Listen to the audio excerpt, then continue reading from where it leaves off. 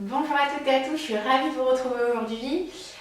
Pour vous, il se sera sans doute passé que quelques jours, mais en fait pour moi, entre la dernière vidéo que je vous ai postée et celle que je tourne aujourd'hui, il s'est passé plusieurs semaines, il s'est passé à peu près 2 mois. Et donc suite au retour que vous m'avez fait sous cette dernière vidéo, j'avais vraiment envie, dans un premier temps, de vous remercier. De vous remercier parce que je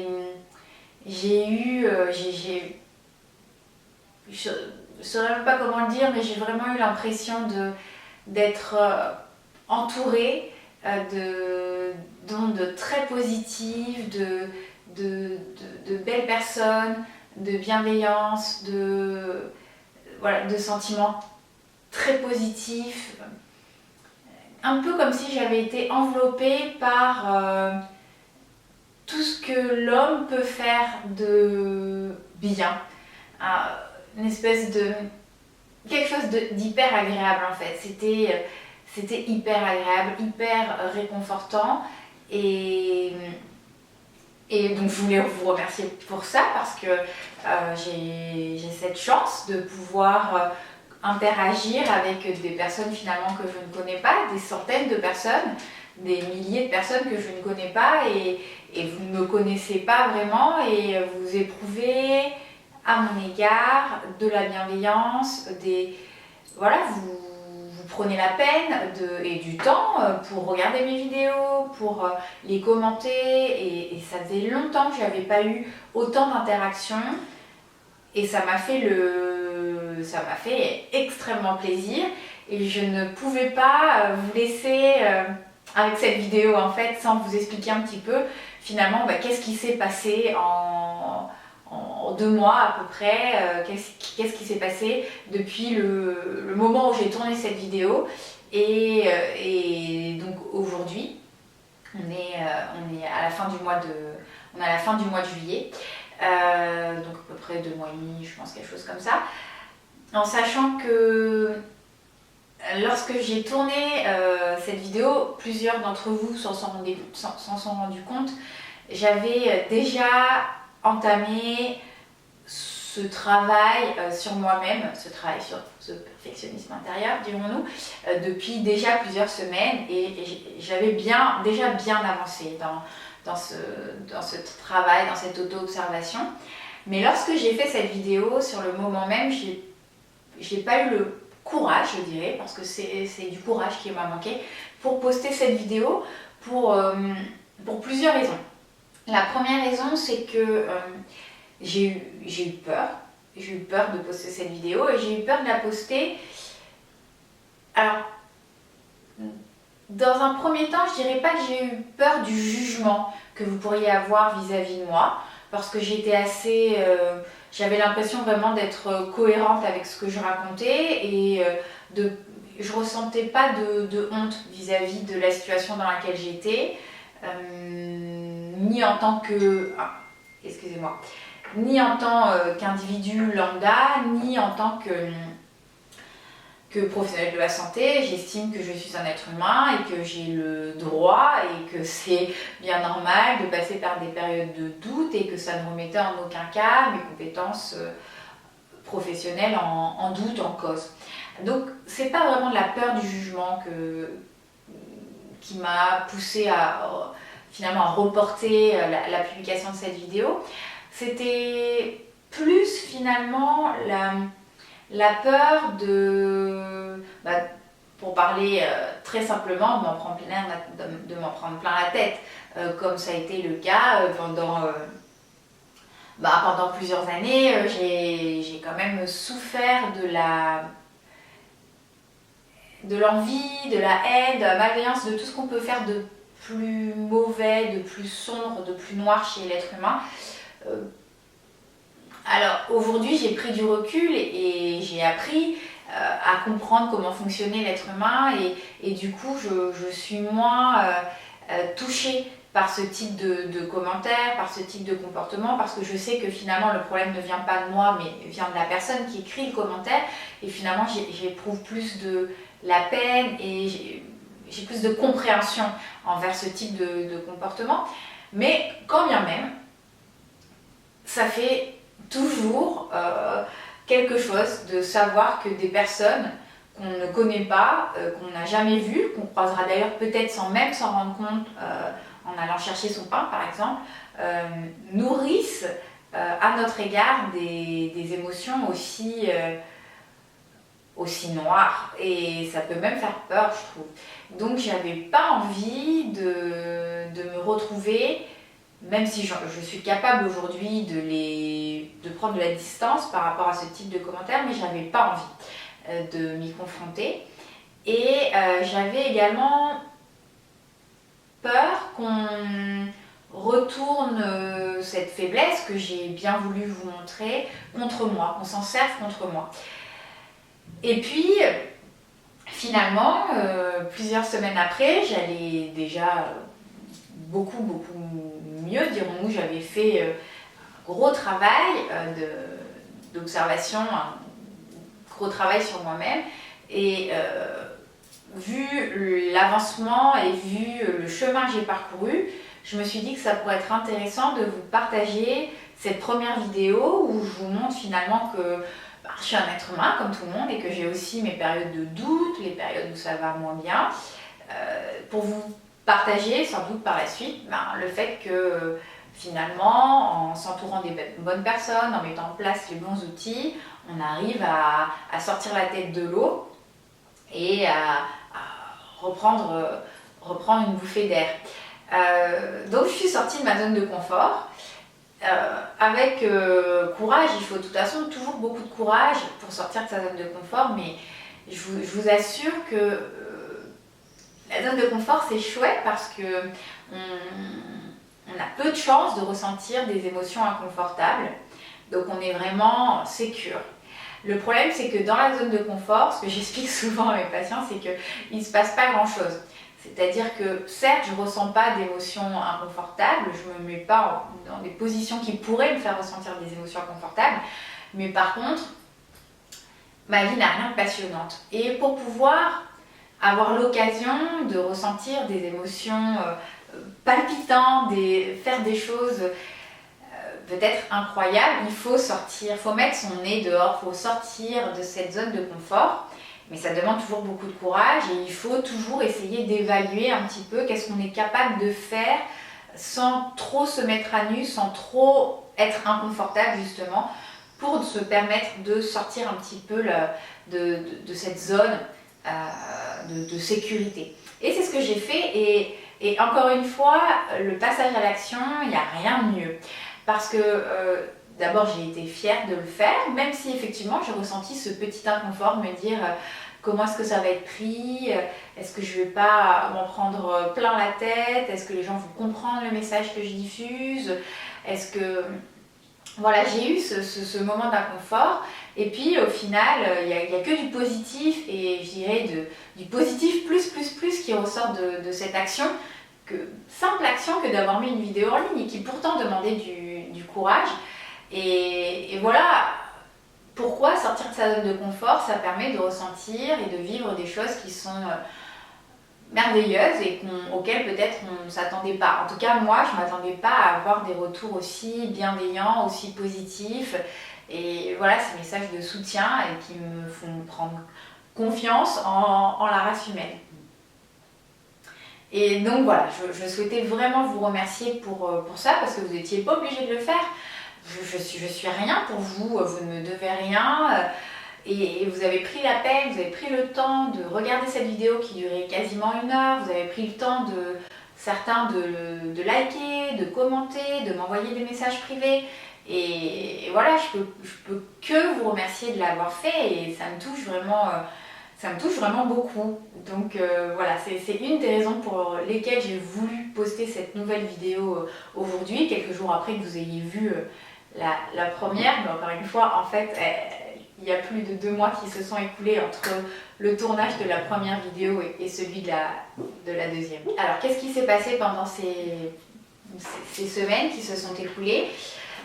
Donc, je vous avais expliqué que j'étais en supervision avec un psychiatre qui est en l'occurrence un de mes professeurs de psychonutrition avec qui je m'entends bien et qui m'avait proposé qu'on travaille ensemble sur cette notion de perfectionnisme.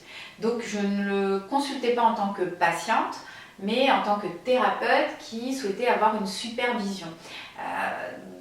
Donc certaines d'entre vous m'ont envoyé des mails pour avoir ces coordonnées. En fait, ils ne consultent pas de manière individuelle pour le grand public, on va dire.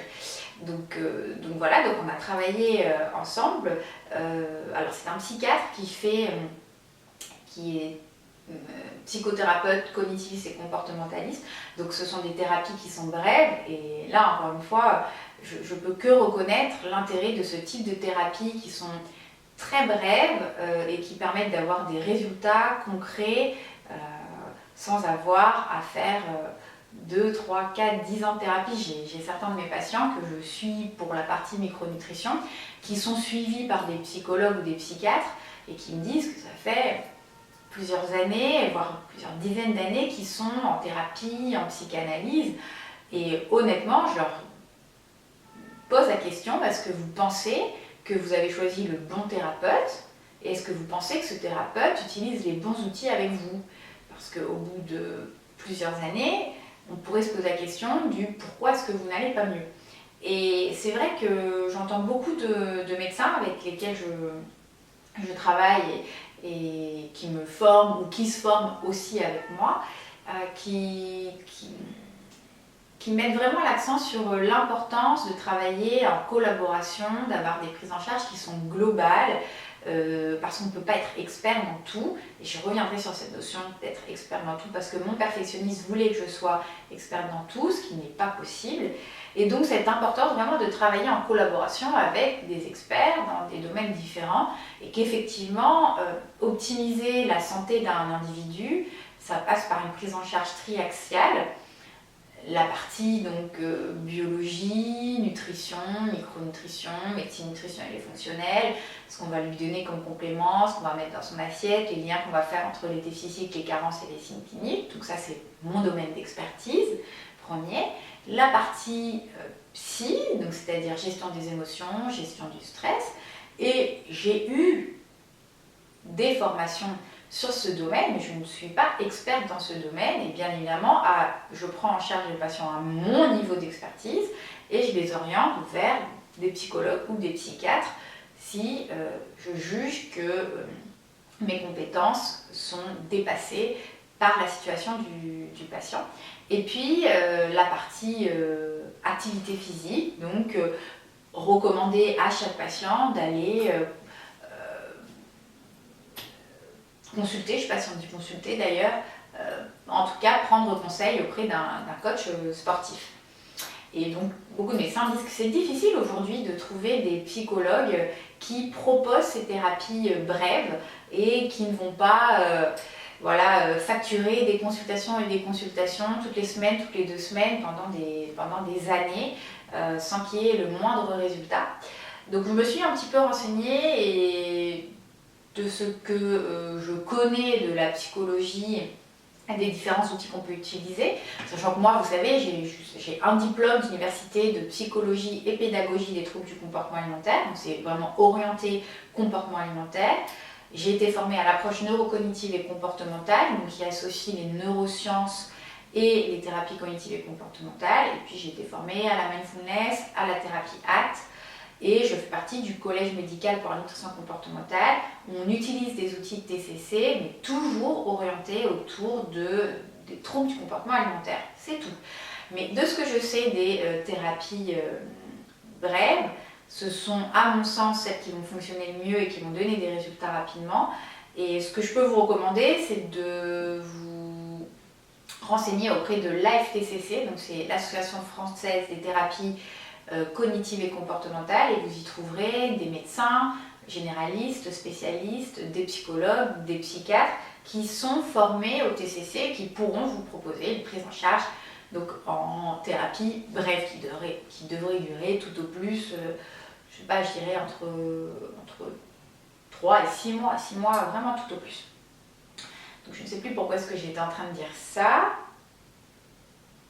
Oui, je vous parlais de cette supervision, donc qui m'a beaucoup aidée. À l'heure actuelle, d'ailleurs, je l'ai mis en pause parce qu'on a bien avancé et que pour l'instant, j'en ressens plus le besoin. On continuera à travailler en supervision, mais pour des dossiers patients pour lesquels j'ai quelques difficultés.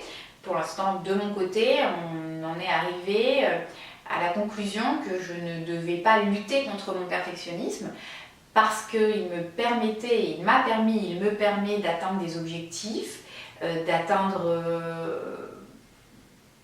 même des objectifs plus rapidement que ce que je voudrais, qui me permet d'être consciencieuse, qui me permet finalement d'être reconnue par mes pairs. Et ça, vous savez, c'est vraiment important en santé, puisque votre légitimité tient au fait d'être reconnu par vos pairs.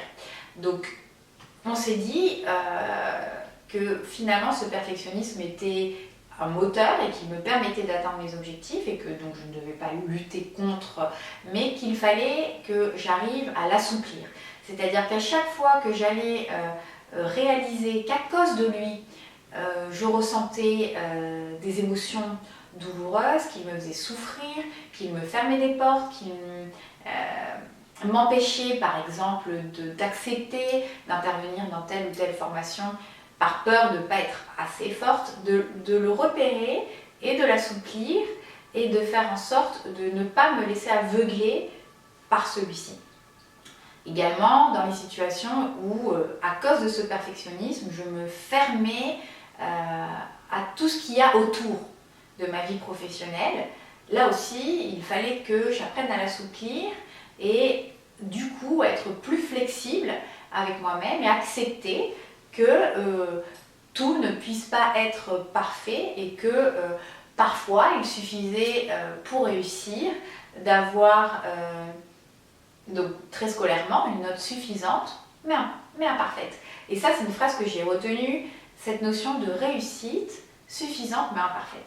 Alors, pour être honnête avec vous, elle ne me convient pas totalement puisque à mon sens, lorsque un patient me confie sa santé, je ne peux pas me contenter d'être suffisante. Il faut absolument que je sois la plus performante possible. Et sur ce point, on est aussi arrivé d'accord, on s'est aussi mis d'accord sur le fait que finalement c'était une bonne chose. Parce que ça faisait de moi un professionnel de santé compétent, consciencieux, et ça ne posait pas de problème. Donc le but a été d'essayer de repérer mon perfectionnisme au moment où il me posait problème, au moment où il me faisait souffrir, au moment où il me demandait de faire toujours plus. Et pour vous illustrer un petit peu l'évolution que j'ai réalisée sur ces dernières semaines, je vais vous donner deux exemples très concrets. Le premier exemple, c'est celui je passe aujourd'hui, je suis à cheval sur une double année universitaire, un diplôme universitaire européen de micronutrition. Donc on a un mémoire à soutenir et on a des examens sur table. On a 5 examens sur table, j'en ai déjà passé 2. Lorsque j'ai passé le premier examen sur table, où j'étais vraiment aux prises de ce perfectionnisme intérieur pathologique, donc on est une promo d'à peu près, je dirais 80. À la base, ce DU devait être ouvert uniquement aux docteurs en médecine, aux docteurs en pharmacie, puis ils ont ouvert le DU avec, en fonction de votre CV, de vos motivations, vous pouvez intégrer ce DU même si vous n'êtes pas titulaire d'un doctorat. Globalement, il y a quand même une majorité de médecins et je dois être une des plus jeunes. Il y a des médecins qui ont 10, 20, 30 ans de plus que moi, peut-être un petit peu plus. Et je connais la majorité d'entre eux puisque la majorité des étudiants de ce DU ont fait le cycle de formation de médecine nutritionnelle que je fais aussi. Mais il y a des gens que je ne connais pas. Donc quand je suis arrivée dans ce DU, pour le premier examen, mon perfectionnisme intérieur m'a mis dans un état je dirais, complètement pathologique où je me suis mis en tête qu'il fallait absolument, donc l'examen sur table ce sont des QCM et ce sont des QCM à points négatifs. Donc si vous répondez mal, vous avez des points en moins. Et le QCM est sur 80. Et je m'étais dit qu'il fallait absolument que j'ai 80 Et je ne pouvais pas avoir une autre note que 80 sur 80 parce que sinon ça voulait dire que je prenais le risque de ne pas arriver première et que donc peut-être d'autres étudiants allaient avoir de meilleures notes que moi et c'était insoutenable. L'idée vraiment était insoutenable, insurmontable. Et donc j'ai passé cet examen et donc on les corrige tout de suite après. Et en fait j'ai fait 2 fautes. J'ai fait 2 fautes et je vous assure que ces 2 fautes, donc j'ai eu 77 sur 80 avec les points négatifs, ce qui fait je crois 19,3 ou quelque chose comme ça sur 20. Elles m'ont empêché de dormir pendant plusieurs jours. Et ça c'était en début d'année, c'était en tout début d'année, 2018. Et je l'ai ruminé, ressassé, j'ai eu des pensées collantes, automatiques, où je me disais mais pourquoi est-ce que je vais répondre ça? En plus c'était des erreurs vraiment, 2 erreurs vraiment bêtes d'inattention, parce que bien évidemment il faut que je finisse aussi en première, non seulement il faut que je finisse première, mais en plus il faut que je finisse la première et qu'on voit que j'ai terminé avant tout le monde, enfin waouh, comment vous dire. Et j'ai ruminé et je vous assure que les 2 heures de cours qui ont suivi, j'étais complètement absente. J'ai loupé complètement ces 2 heures de cours parce que j'étais en train de ressasser le fait que j'avais fait 2 erreurs, que je n'avais pas 80 sur 80 et que peut-être donc il y aurait d'autres personnes qui auraient des meilleures notes que moi. Donc il s'est trouvé que avec ce 77 sur 80, je suis arrivée à ma promo, voilà, que j'ai été félicitée, mais moi dans ma tête, je n'avais pas eu 80, donc pour vous dire. C'est de là qu'un peu est partie cette notion du mais je dois quand même avoir un problème. Parce qu'autour de moi, tout le monde me disait mais tu te rends pas compte, 77 sur 80, c'est comme pour l'université d'été. C'est là où tout a commencé d'ailleurs, l'université d'été l'année dernière, à cet examen que beaucoup n'ont pas, j'ai eu 95 sur 100. Et comment est-ce que je n'avais pas pu avoir 100 sur 100? Et une doublante qui l'avait déjà passé l'année d'avant, qui l'avait raté l'année d'avant, donc en retravaillant, a eu 98 sur 100.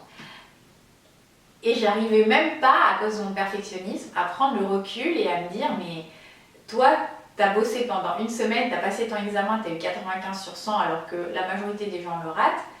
Et en fait, cette personne, elle a pris 2 ans pour l'avoir la première année, elle ne l'a pas eu, donc c'est 3 petits points qu'elle a en plus que toi, ça veut tout et rien dire, puisque tu l'as eu primante et elle doublante. Enfin, vous voyez, c'était vraiment des réflexions un peu comme celles qu'on a... Si vous avez fait des études de santé, médecine, pharma, dentaire, vous savez ce que c'est quand on passe à passage. Je pense que ça nous fait complètement disjoncter en fait. Je me dis qu'en plus de ce perfectionnisme intérieur, j'avais vraiment j'ai ce côté compétiteur que j'avais déjà naturellement, mais qui était exacerbé pendant cette première année de concours et que j'ai gardé en moi. Enfin, vous imaginez quand même les réflexions, j'ai 35 ans, qu'est-ce que j'ai à chercher, à vouloir me dire qu'il aurait fallu que j'ai 98, mais qu'en fait, comme elle était doublante, waouh! Ça, c'était l'année dernière, en mois d'août. Donc, en début d'année, voilà ce qui s'est passé. Et puis, après avoir travaillé sur ce perfectionnisme intérieur, lors du 2e module, j'ai passé l'examen sur table, que j'ai clairement beaucoup moins bien réussi que le premier. Alors, je ne veux pas me chercher d'excuses, mais c'est vrai que je ne l'avais pas travaillé parce que j'avais décidé que dans le contexte de cet examen, j'avais des choses plus importantes à faire, comme notamment passer du temps avec des gens que je n'avais pas vus depuis longtemps. Et donc, voilà, les révisions sont un petit peu passées à la trappe et je crois que j'ai eu 70. En tout cas, ça fait une note comme à peu près 16 sur 20. Et j'aurais eu cette note avant d'avoir travaillé sur mon perfectionnisme, mais ça aurait été un enfer. 2 possibilités, je pense. La première, mettre de côté ce DU et vraiment me dire bah, de toute façon, comme tu as raté le 2e examen, laisse tomber et puis voilà, donc se fermer des portes. Mettre les choses importantes pour nous de côté parce qu'elles nous font trop mal. Et 2e point, travailler comme une dingue, jour et nuit, sans dormir, pour rattraper cette mauvaise note au prochain module. Et j'ai réussi à ne faire ni l'un ni l'autre, à trouver une position beaucoup plus neutre, beaucoup plus flexible, où d'une part, je me suis dit, et ça je pense que c'est un point qui est important et que je vous invite à retenir, cette notion de distinction d'épithète. Vraiment bien retenir, bien faire la différence entre ce qui dépend de moi. Donc en l'occurrence, quand je passe un examen, ce qui dépend de moi, c'est l'énergie que je vais mettre dans mes révisions à préparer cet examen. Et là, en l'occurrence, je n'avais pas vraiment révisé. Donc ça dépend de moi. Je ne peux que m'en prendre à moi-même. Donc c'est ma faute. Voilà. Mais j'ai décidé que pendant cette période, ce qui était le plus important, c'était de faire autre chose. Donc au final, je suis en cohérence avec mes valeurs. et je l'accepte. Et dans un second temps, c'est bien faire également la distinction entre ce qui ne dépend pas de moi. Et là, clairement, ce deuxième examen, moi j'ai trouvé beaucoup plus dur que le premier. Bon, je ne sais pas ce qu'en ont pensé les autres étudiants, peut-être parce que je n'avais pas révisé, je ne sais pas, mais en tout cas, moi j'ai trouvé beaucoup plus dur. Bah ça dépend pas de moi. Si le prof il a décidé de faire un examen hyper dur, moi ce qui dépend de moi c'est le fait de réviser. Après si c'est trop dur pour moi, c'est un petit peu comme un concours. Vous avez révisé du mieux que vous pouvez, vous avez donné tout ce que vous pouvez, mais si les 100 premiers ils sont plus intelligents que vous, ils ont des meilleures notes, bah ça dépend pas de vous, c'est comme ça. Hein. Il va falloir l'accepter. Si vous ne l'acceptez pas, qu'est-ce qui va se passer? Vous allez vous taper la tête contre les murs, ça n'a aucun intérêt. Donc accepter ce qui ne dépend pas de moi et m'engager avec courage dans ce qui dépend de moi. Et c'est exactement ce que je me suis dit pour ce deuxième module. J'étais en cohérence avec mes valeurs, il y avait d'autres choses qui me tenaient plus à cœur, que j'avais envie de faire au lieu de réviser. J'ai passé de très bons moments et je ne regrette absolument pas. Bon, bah voilà, j'ai eu que 16. Je suppose, donc je n'ai pas encore les classements, mais je suppose que plusieurs élèves ont eu de meilleures notes que moi. Quand bien même, peut-être que même avec 16, je suis peut-être la major, j'en sais rien. Mais bon, en tout cas, ça me va très bien. Et puis, surtout, j'ai pris la peine de me poser et d'observer ce que me racontait mon perfectionniste intérieur. Qu'est-ce qu'il me racontait? Comme d'habitude, il me racontait toujours les mêmes histoires, les mêmes pensées automatiques, toxiques, collantes. T'aurais dû réviser, t'aurais dû faire mieux, ils auront de meilleures notes que toi. Toutes ces pensées en t'aurais dû, tu devrais, il aurait fallu. Et j'ai pris de la distance par rapport à ces pensées. Et là, la pleine conscience m'a beaucoup aidée, chose que je n'avais pas vraiment réussi à faire lors du premier examen. Vraiment bien rester ancrée dans le moment présent et ne pas me laisser hameçonner en permanence dans le passé. Ce qui est fait, et de toute façon, tu ne pourras pas revenir en arrière. C'est la note que tu as eue, c'est la note que tu méritais. On ne peut pas changer ce qui est et tu dois accepter ce qui est pour pouvoir avancer. Parce que sinon, j'aurais fait comme lors du premier module, j'aurais ruminé, ça m'aurait fait perdre des heures et des heures, des nuits et des nuits à ruminer sur quelque chose que de toute façon, je ne pourrais pas changer. Donc, j'ai beaucoup utilisé la méditation de pleine conscience qui m'a permis de rester ancrée dans le moment présent et d'accepter la réalité telle qu'elle est. Et surtout de ne pas me laisser hameçonner par ces pensées automatiques toxiques de mon perfectionnisme intérieur. Et puis aussi, j'ai pris la position d'une personne extérieure et je me suis demandé qu'est-ce qu'elle aurait ressenti si elle avait eu 16 sur 20 cet examen. Est-ce qu'elle aurait été déçue, contente? Est-ce qu'elle aurait voulu avoir plus? Et dans la majorité des cas, quand j'ai déroulé, j'ai fait cette espèce de flèche descendante, dans la majorité des cas, en fait, cette personne extérieure, elle aurait été contente. Donc, je suis revenue à moi-même et je me suis dit finalement, ce qui m'empêcherait aujourd'hui d'être satisfaite de cette note, c'est mon perfectionnisme intérieur. Donc finalement, à cause de mon perfectionnisme intérieur, je ne peux pas, je souffre de cette note. Alors que si je l'assouplis, si je ne l'écoute pas, finalement, je peux tout à fait être satisfaite de cette note et voilà, tout simplement m'en satisfaire. Alors bien évidemment, j'ai quand même cette notion, toujours cette conscience en moi qui me dit que bon, certes, pour valider ces examens, il faut avoir minimum 12. Mais ça ne veut pas dire que je vais me contenter d'avoir 12. C'est pour ça que je vous disais que cette notion d'une réussite satisfaisante mais imparfaite, voilà, je ne suis pas quand même tout à fait d'accord. Aujourd'hui, je prends en charge des patients, la santé de patients. Je ne peux pas me contenter d'avoir juste la moyenne. Je ne vois pas l'intérêt. Donc oui, je vais retravailler et j'ai recommencé à retravailler pendant les vacances ce module, mais pas du tout de la même manière en fait, de manière beaucoup plus souple, de manière beaucoup plus sereine, pas en mode spiky comme on dit dans Thérapie Hack, j'ai pas plein de piquants partout, je le fais pas en lutte contre, mais plutôt je le fais pour moi parce que j'ai envie d'améliorer ce score, j'ai envie de mieux maîtriser les concepts de ce module 2. Donc ça c'était le premier exemple que je voulais vous donner et je pense qu'on y voit bien l'évolution en termes de réaction à un événement finalement des événements semblables qui me sont arrivés pour lesquels je n'ai pas du tout réagi de la même manière. Le deuxième événement, alors oui c'est encore plus compliqué, cette vidéo va durer 3 heures. Le deuxième événement c'est que donc vous savez moi je fais de la micronutrition et je fais aussi de la psychonutrition depuis moins longtemps, depuis 2 ans et demi à peu près et c'est pas du tout mon domaine la psychonutrition, je l'ai découvert voilà, tout à fait par hasard. Je me suis très bien entendue avec le docteur Yves Villemur qui m'a proposé des tutorats. J'ai passé ce diplôme d'université, voilà, j'ai fait différentes formations. Mais en soi, c'est pas du tout ma formation de base. C'était très compliqué pour moi. Voilà, je connaissais absolument rien, moi, aux techniques de TCC, à la pleine conscience, à l'acte, à la psychologie de la nutrition.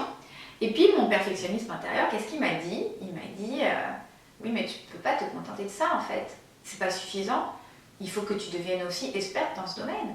Il faut que tu aies beaucoup plus qu'un diplôme d'université et ces formations que tu as fait avec le CMNC. Il te faut beaucoup plus. Et je me suis laissée prendre au piège. Alors, à la base, je voulais faire un Master 2 en neurosciences.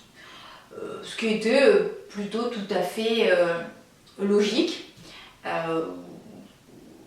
Voilà, les autres professionnels autour de moi qui me connaissent ont trouvé ça plutôt pourquoi pas. Ce qui est ressorti, c'était t'as envie de faire un master 2 en neurosciences dans le cadre des troubles du comportement alimentaire pour mieux comprendre tous les mécanismes neurophysiologiques qui entraînent des troubles du comportement alimentaire, des comportements alimentaires inadaptés. D'ailleurs, c'est toujours ce que j'aimerais bien faire à l'occasion, un master de neurosciences sur le comportement alimentaire.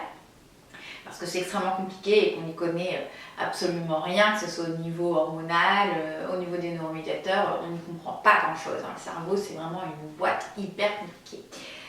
Et puis mon perfectionnisme intérieur, il m'a dit, mais non, mais attends, non, il faut que tu fasses tout, il faut que tu reprennes tout, il faut que tu fasses une licence de psychologie, il faut que après tu fasses un master 1, puis tu verras si tu fais le master 2, mais refais tout. Et moi, j'ai plongé tête baissée et je me suis lancée dans cette licence de psychologie. Et ça a été la débandade. Comment vous dire que ce n'est absolument pas mon domaine d'activité, d'expertise, et que moi, je suis formée à la psychologie et à la pédagogie des troubles du comportement alimentaire, mais la psychologie, c'est beaucoup plus vaste que ça. Et quand vous êtes en licence, vous voyez la psychologie clinique, la psychologie sociale, la psychologie du développement, la psychologie cognitive. Enfin, il y a des... Je sais plus, dans cette licence, il y avait au moins 17 EC, quelque chose comme ça. Donc, c'était énorme, énorme, en plus de tout ce que j'avais déjà à faire.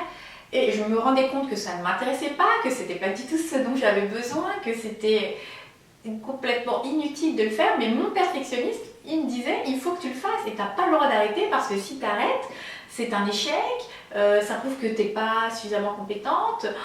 Et ça a été l'horreur, ça a été un combat avec lui terrible, mais je vous assure, impossible, alors que j'en avais bien conscience, que ce n'était pas fait pour moi, que je n'en avais pas besoin, que ce n'était pas ce vers quoi je voulais me tourner, que j'aurais dû directement aller faire un master de neurosciences. Mais non. Donc, comment vous dire qu'il y a, pour cette licence, il y a 11 devoirs sur table à rendre à peu près, il y a 11 devoirs à rendre, donc des travaux à rédiger et à rendre, et 7 devoirs sur table. Donc, bien évidemment, l'UE neurosciences, oui, forcément, en 4 heures, j'avais lu le cours et j'ai eu 18. Forcément, avec un doctorat en pharmacie, si j'arrivais pas à avoir 18 à une licence de neurosciences, c'était un petit peu bizarre quand même en psychologie. Mais tout le reste, c'était hyper dur. Et j'ai fait tout ça en mode spiky, vraiment, pas parce que j'avais envie de le faire, pas pour quelque chose, mais contre. Et j'étais aveuglée par mon perfectionnisme intérieur et ça m'a rendue piquante envers moi-même, piquante envers les autres, extrêmement piquante envers mon conjoint. J'ai été horrible avec lui. Je passais mes week-ends à réviser des cours qui n'avaient aucun intérêt pour moi, ni dans ma pratique quotidienne, ni pour l'avenir, parce que je ne veux pas, c'est pas du tout un souhait de devenir psychologue. Je voudrais, au final, dans ma tête, je voulais avoir un doctorat en neurosciences. Voilà ce que je voulais faire. Mais voilà, impossible d'arrêter.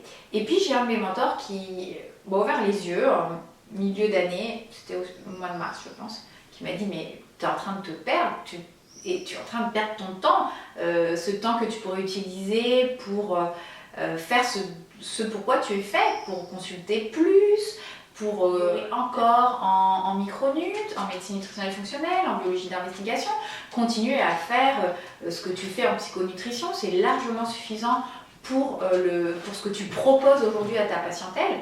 Qu'est-ce que tu fais? Arrête. Et j'ai donc décidé d'arrêter. Ça m'a soulagée. Mais je n'avais pas encore fait tout ce travail sur mon perfectionnisme intérieur. Donc lui, il a très très vite repointé le bout de son nez.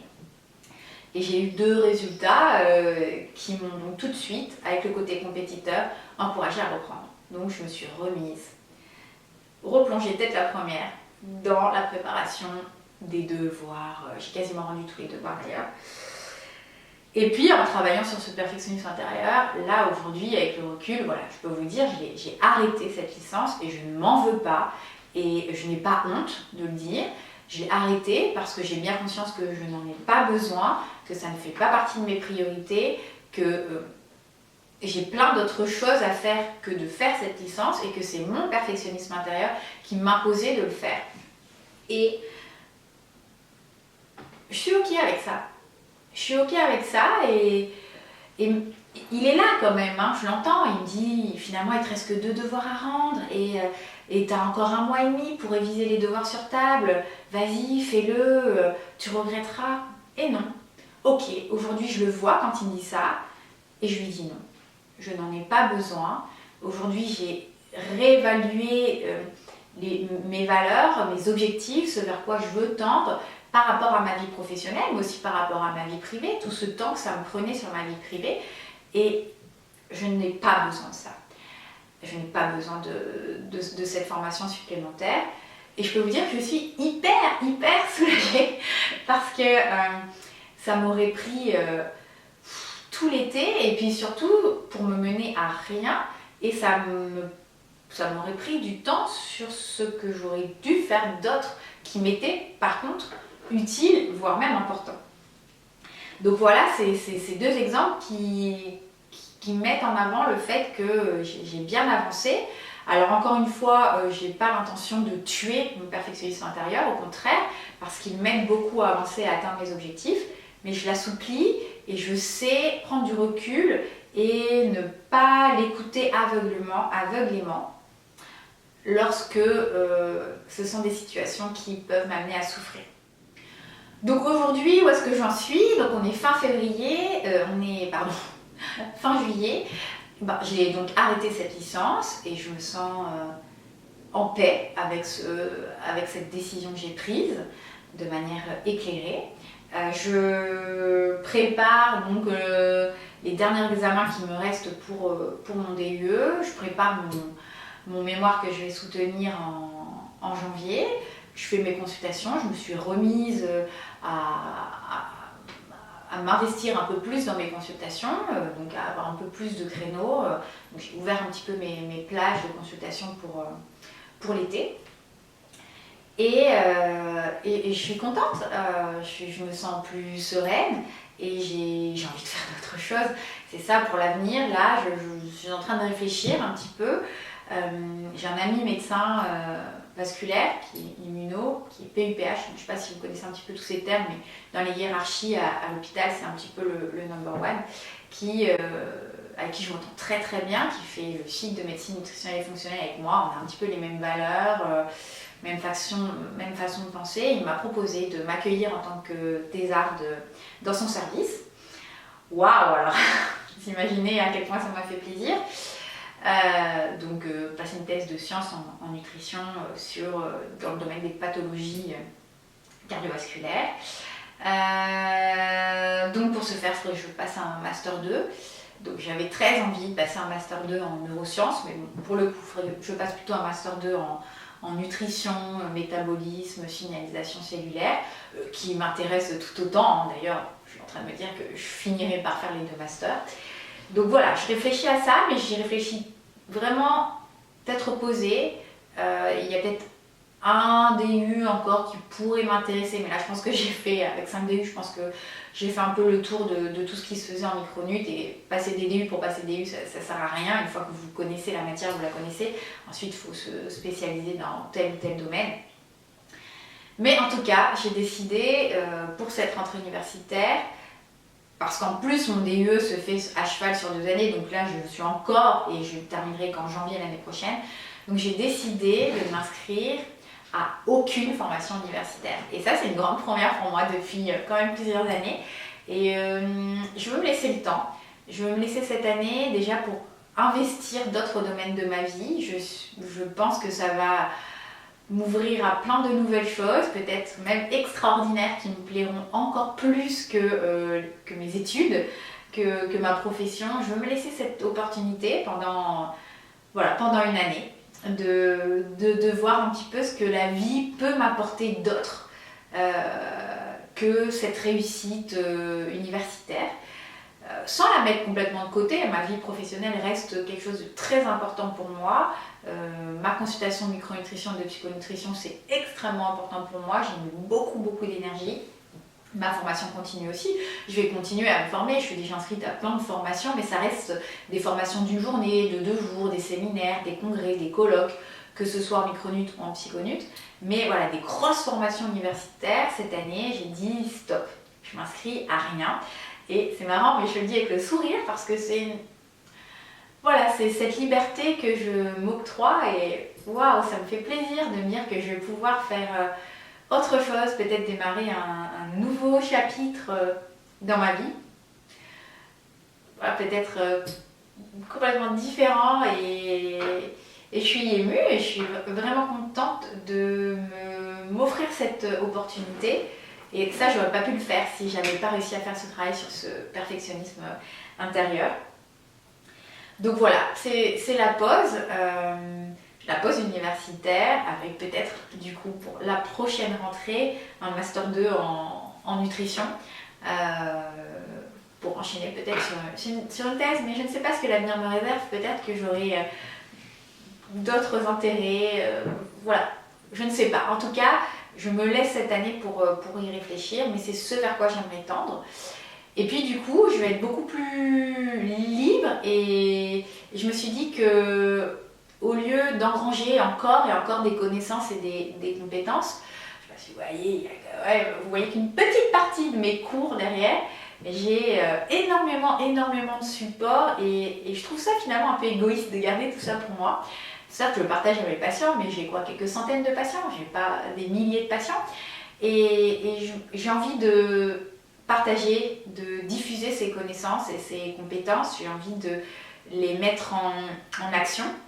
Et je vais me relancer dans l'écriture de mes guides, de mes e-books. Je vais essayer de vous faire du contenu gratuit aussi, de qualité, pour vous remercier d'être là, pour partager aussi à ceux qui n'ont pas les moyens de consulter en direct, à ceux qui n'ont peut-être pas les moyens d'acheter un guide, même si c'est vrai que les guides ont des tarifs vraiment extrêmement abordables pour la qualité du contenu.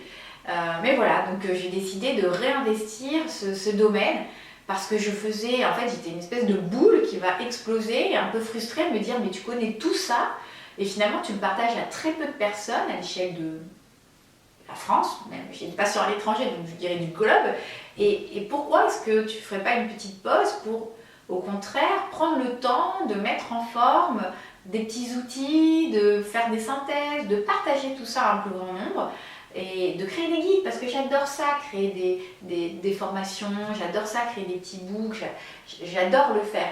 Donc voilà ce sur quoi je vais me concentrer pour cette nouvelle rentrée universitaire, ma consultation, bien évidemment, la création de contenus sur YouTube gratuits, la création de guides payants qui vont être beaucoup plus structurés.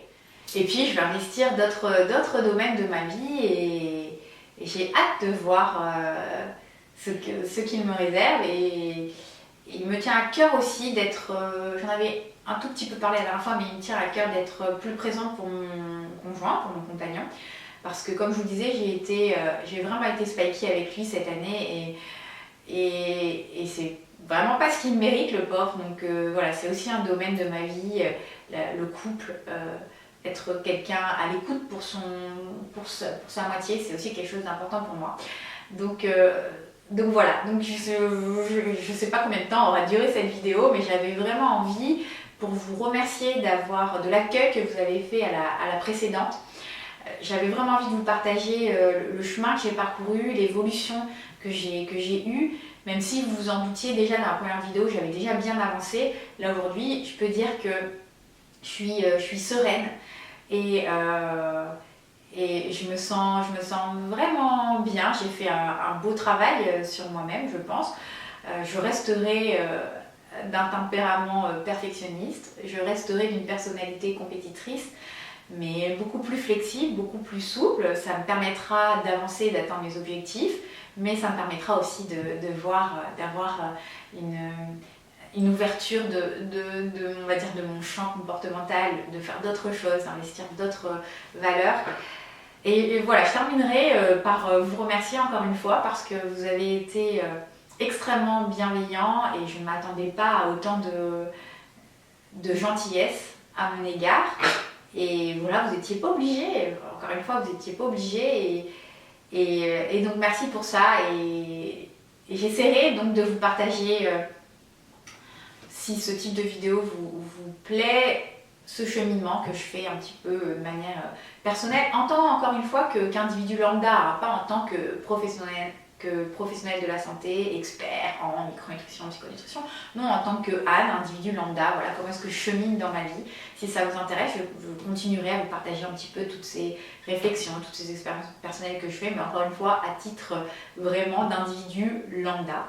Et puis pas à des patients, à des abonnés, à des copines, à des amis. Voilà, alors vous avez été nombreuses à m'envoyer des mails pour avoir toujours plus d'informations sur qu'est-ce qu'on peut attendre d'une consultation de micronutrition, qu'est-ce qu'on peut attendre d'une consultation de psychonutrition, ça sert à quoi, c'est pour qui, qu'est-ce qu'on y fait.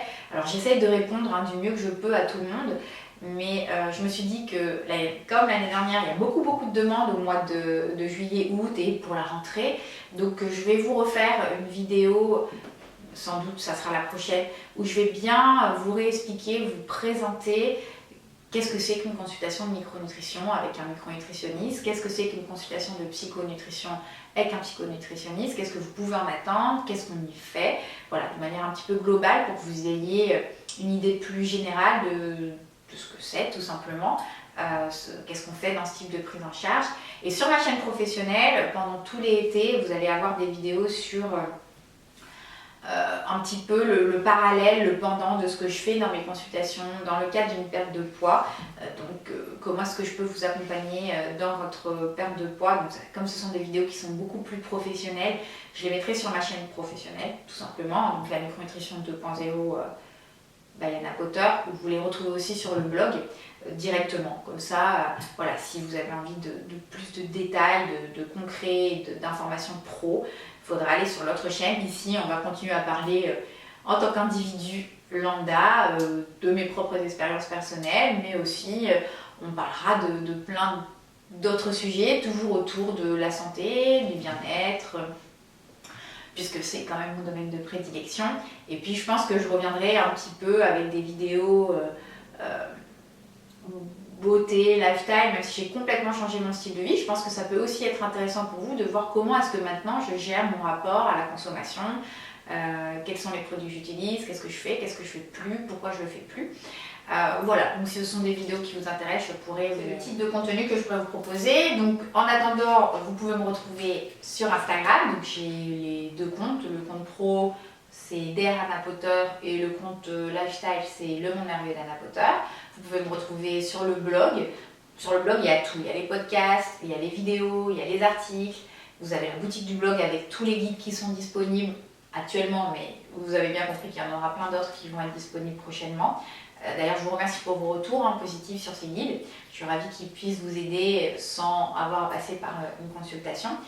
Et voilà, je vous mets le mail sur lequel vous pouvez me contacter si vous souhaitez avoir d'autres informations sur mon cabinet et que vous ne souhaitez pas attendre la prochaine vidéo. Vous pouvez m'envoyer un mail, je vous y répondrai avec grand plaisir. Et voilà, je pense que j'ai terminé pour cette vidéo. J'espère que vous lui ferez le même accueil que la précédente parce que ça fait chaud au cœur et j'adore cette sensation d'être dans une couverture toute douillette, plein d'émotions positives et ça fait plaisir de savoir que des personnes qu'on compte en quelque sorte pour des personnes, mais en tout cas que ces personnes nous veulent du bien parce que finalement, on a beau dire que le regard des autres ne compte pas, c'est quand même antinomique. L'homme est une espèce sociale et on a donc besoin de liens pour exister, pour avoir un équilibre psychologique. Et oui, ça me fait plaisir de savoir que derrière cette caméra, vous êtes plusieurs à à me porter dans votre cœur en quelque sorte, et je vous remercierai jamais assez pour ça. Je vous souhaite à toutes et à tous peut-être une excellente soirée ou une très bonne journée, et je vous dis à bientôt.